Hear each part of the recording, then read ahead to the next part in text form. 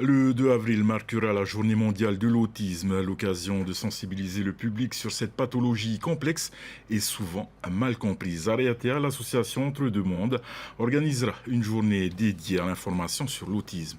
Comment les familles s'organisent-elles avec leurs enfants autistes? Quelles sont les difficultés rencontrées au quotidien? Élément de réponse avec Roni Moufat. Et c'est la troisième consultation qui m'a annoncé. Il me dit, maman, assis-toi, j'ai quelque chose à te dire.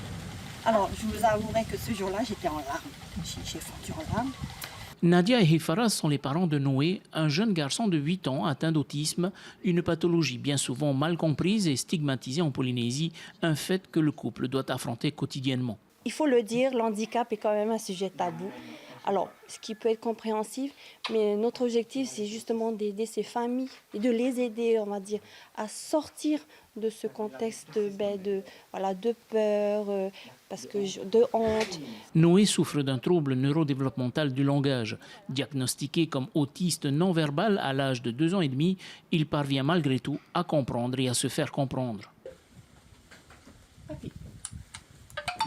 Vocabulaire.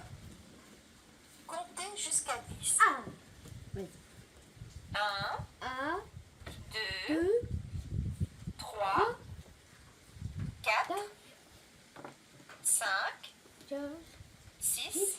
Face à des difficultés rencontrées dans le cadre scolaire, le couple prend la décision avec regret de retirer Noé de son établissement pour assurer son instruction à domicile via le dispositif IEF, l'instruction en famille. Dû au manque de surveillance, personne ne le surveillait. Il s'est retrouvé à plusieurs reprises hors de l'école.